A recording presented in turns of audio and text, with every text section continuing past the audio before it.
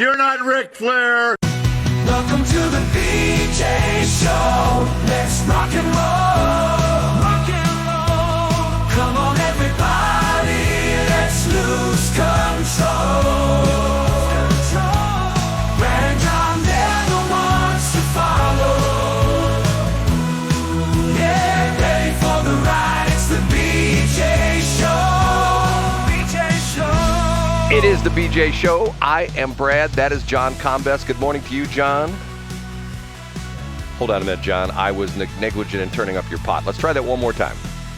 Good morning to you, Brad. I'm having a great morning, and ask me why. Why are you having a great morning, John? Well, it started out rough because I'm out of fresh avocados, so I wasn't able to make my avocado toast. But I heard a knock on my door early morning. I was skeptical. I took a little gander out there. It was Jess Luther from St. Louis Public Radio, and she was going door to door selling cookies to raise money for St. Louis Public Radio. You know, I heard from a reliable source they're almost out of money. So I bought some items from Jess, and I was able to have a good breakfast. I wouldn't eat anything that they produced down there, but I'm so charitable that I gave her a couple bucks. And I think I did my part to save St. Louis Public Radio. You're like the guy that drives through the neighborhood when you see the kids doing the lemonade stand. You flip them a 10, and then you take the lemonade. And when you're driving down the street, you pour it out the window because you don't want to expose yourself to whatever they're cooking up. Right? Is that pretty much it, John? Well, I don't flip them a 10, but I do flip them the bird. That is John Combest. And by the way, John, how well do you think you know me? Oh, pretty well, I think. I took some real heat over my video I did. You know, I'm doing a video every day now. I don't know if you've seen that or not. I'm doing see, there are two things that are surprising to John. A, I'm still doing Brad's Top 3. And B, I'm like a week and a half into doing a video every morning, sort of recapping our show. And yesterday I focused on KWMU, St. Louis Public Radio. And do you think that, have you ever heard me be a little bit tongue-in-cheek and sarcastic about things I talk about? All the time, Brad. And here's what I love about this, because I don't think we should spoil the surprise for people who haven't seen it. You can go take a look at the video. If you go to bjshow.us, you can find all the videos that we've done. Brad, what I love about your videos is, to steal a pro wrestling phrase, there's a work, which is very clearly artificial and made up, and then there's a shoot, which is very true and real life. If someone watches your video, Brad, they might not know if what you're saying about St. Louis Public Radio is a work, as then you're being completely sarcastic, or if it's a shoot and you're being serious. So I think that's what's great about it, Brad, because you could watch that and be like, is Brad serious? Is he really trying to help? Or is he being a bit of a Richard, so to speak? I very rarely ever happen. I got a feeling I made, if the gods at Facebook will scan all the posts, I got into a situation where I got so aggravated with someone who I actually know, who I went to high school with, who I told him I was going to kick his ass. I came right out and said that because I'm going like, Brad, did you catch some sort of a disease from J.C. Corcoran? Yes. No, he's going to. Did you get infected with Corcoranism? Yeah, I got the Corcoran disease.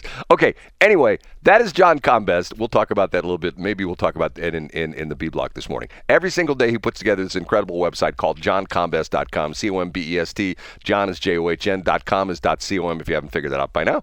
And he puts together this incredible site, has all these important articles that are on there about news in the state of Missouri. Various sources, Missouri Independent, a lot of different newspapers. Rarely, I won't say he never, because we said never, and then we found out he does link very rarely, but he does link from time to time to government websites. But 99.2% of the time, it's all non-government sites, and it gives you all this interesting information. Now, what we do is we start the show off with this guy. I'm Casey Kasem. And we count down John's 3, and we start with... In third place... Brent, I'm glad you started with federal issues today when we talk about the NPR and Corporation for Public Broadcasting. One of the things that nearly made the top 3 cut was a letter to the editor in which an octogenarian, a man in his 80s from Brentwood, called Eric Schmitt Joe McCarthy. He said Eric Schmitt is the modern day Joe McCarthy. And he said that if Eric Schmitt wants to be a little bit more credible, Eric Schmitt should get his news from, quote, reputable sources like NPR and PBS. But Brad, I include that just for fun, just for you. The real top 3 story today, though, is from the Associated Press. It's the top headline on STL Today. And you know, Brad, sometimes STL Today or the Kansas City Star, they take national news stories from places like the AP, and then they kind of shoehorn in a line or two about Missouri just so they can make it a top headline. That's what St. Louis Post-Dispatch did today. They took an AP story that did not originally mention Eric Schmitt, but they threw Eric Schmitt in the headline so that it would seem relevant to Missouri. The headline is, Republicans like Eric Schmitt can't stop talking about Joe Biden. That might be a problem. And the line from the Post-Dispatch that they inserted into the Associated Press piece is, quote, the Senate has started a series of hearings co-chaired by U.S. Senator Eric Schmitt focused on his, meaning Joe Biden, his mental fitness.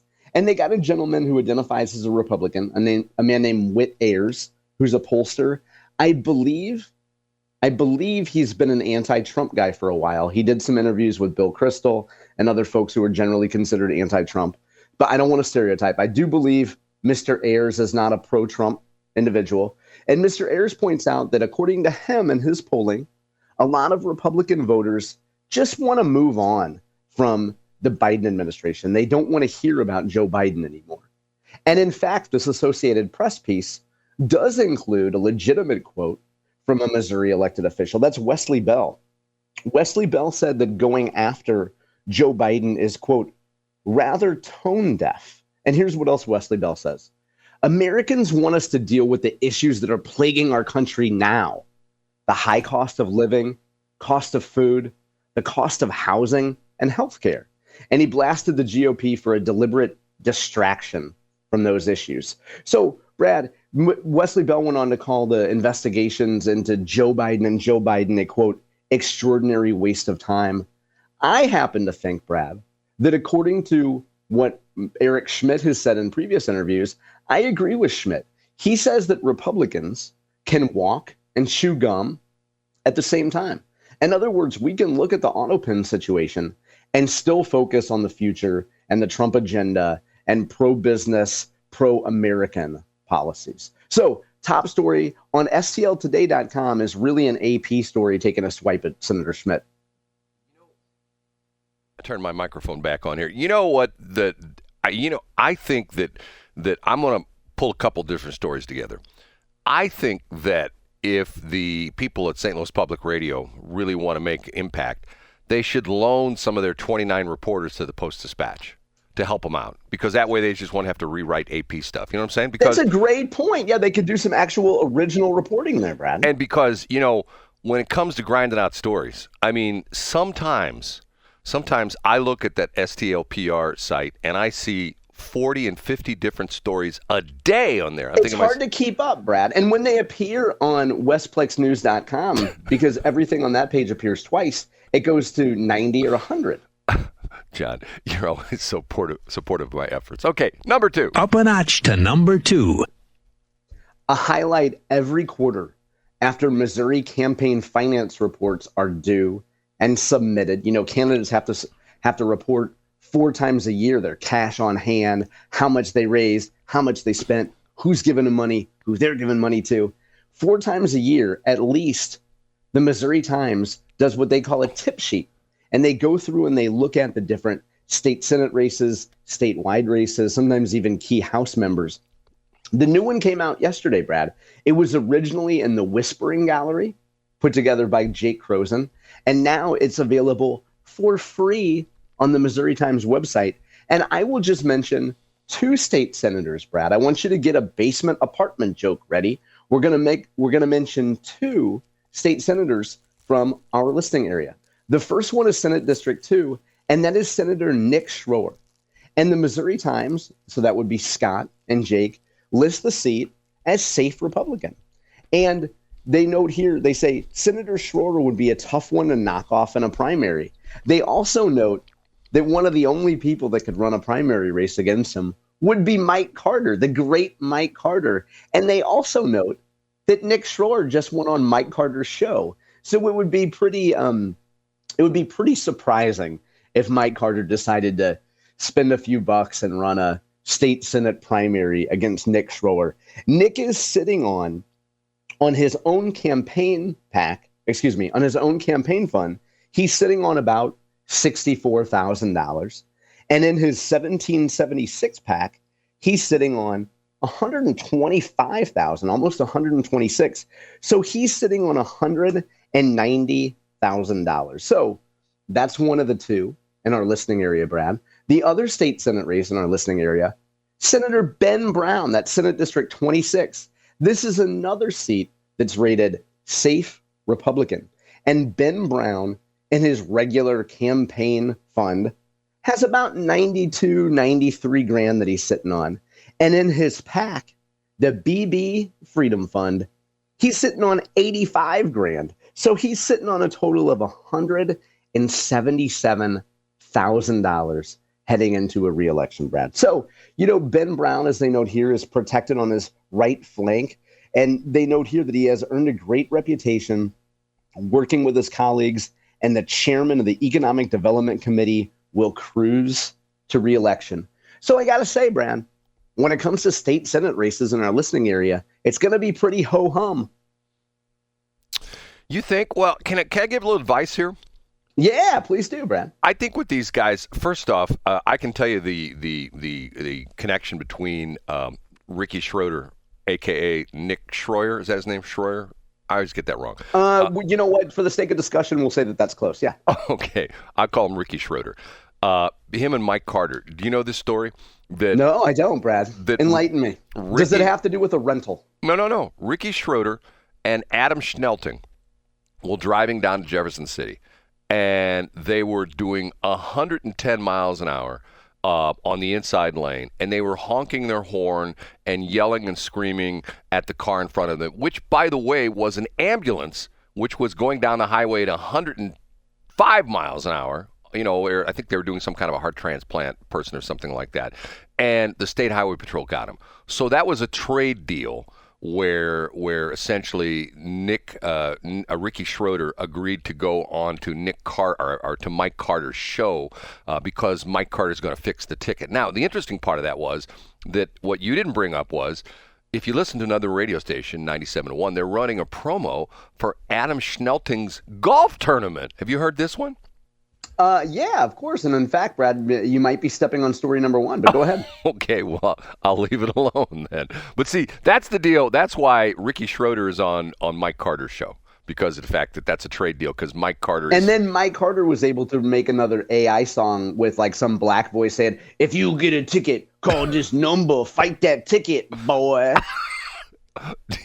Those are the best commercials. They're fantastic commercials. Call 881 and we'll get you out your ticket. Even got a little weed, no problem. Yeah, no, 1-800-DON'T-BLOW or whatever the heck it is. Okay. Yeah, that's what it is, right? Okay. Last but not least, The number one.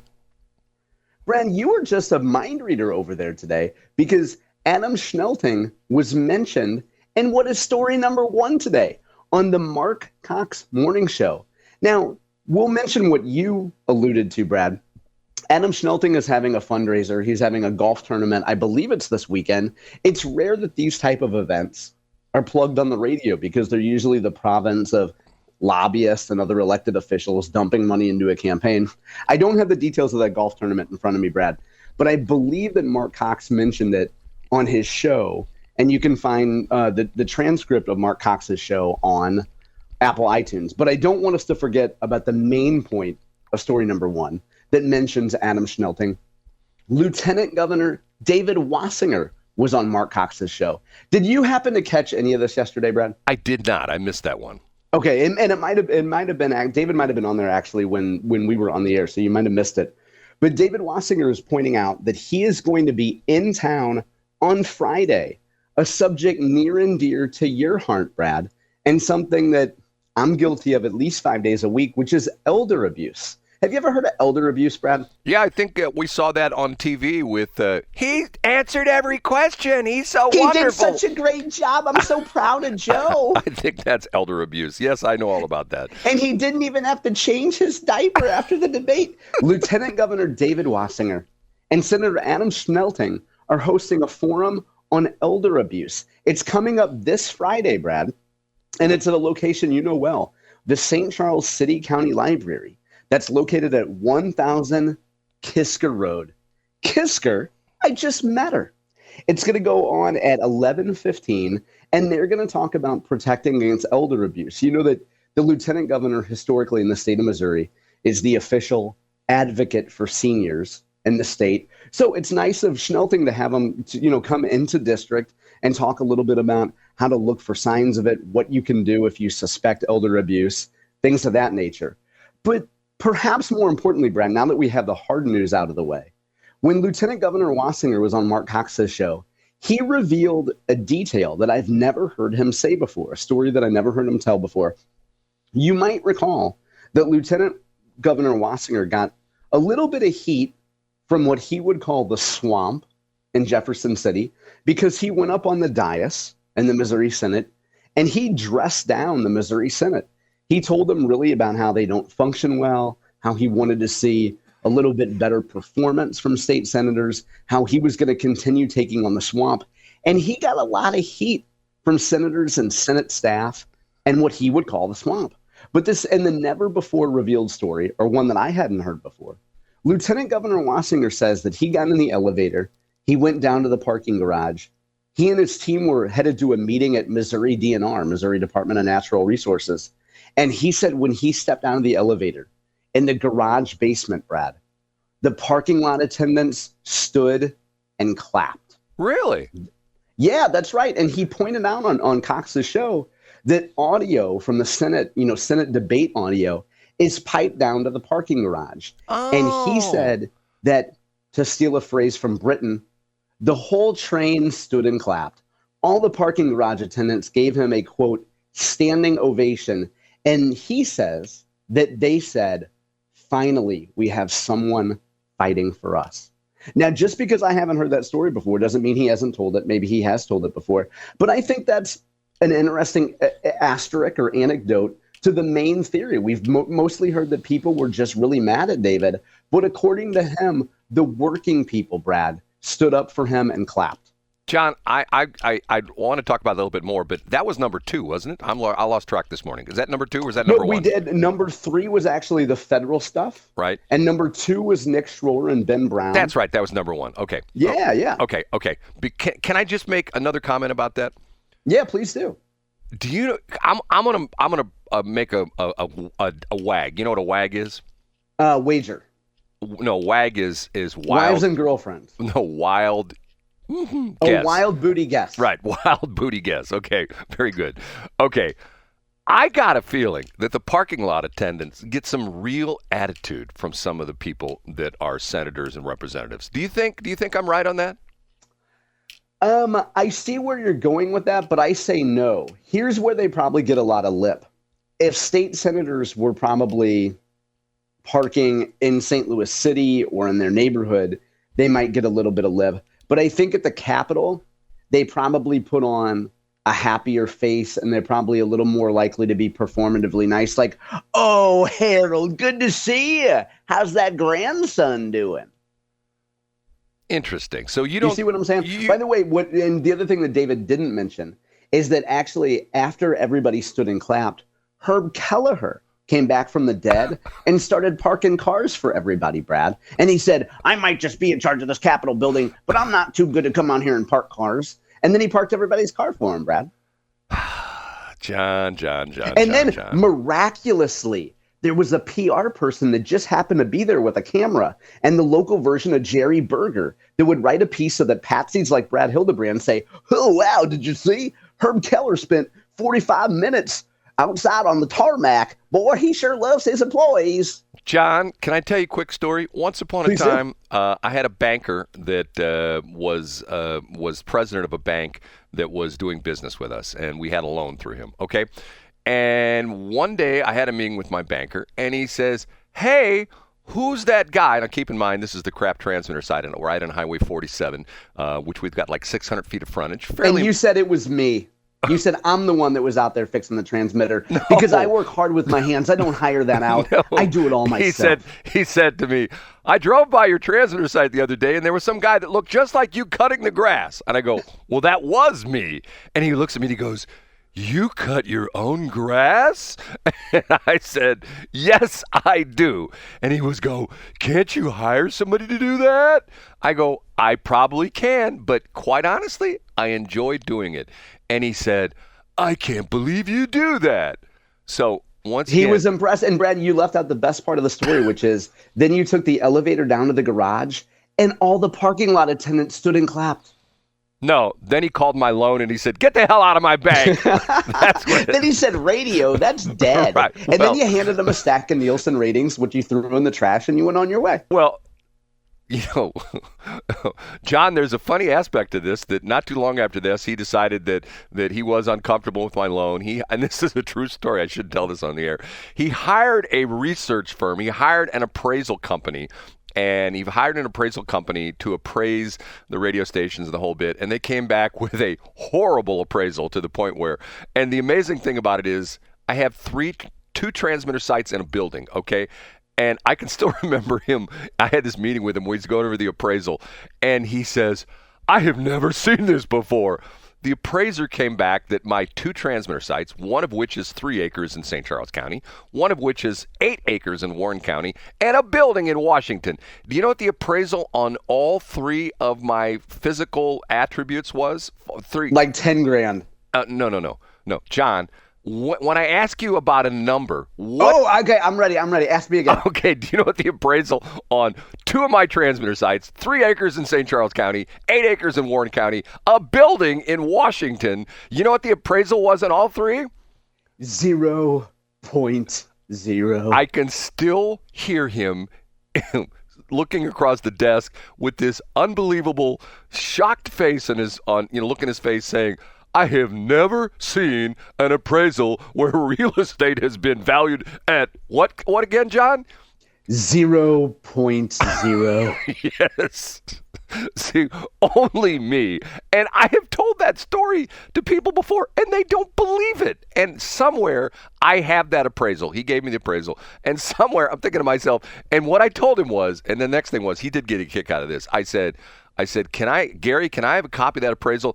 I'm going to the assessor in Warren County, St. Charles County, and Franklin County and go, hey, I'm not paying any real estate taxes anymore because my property is worthless. My tax rate should be 0. Right, John? You use that as evidence. Yeah. And you know what? That was the first time you ever met Gary Duncan.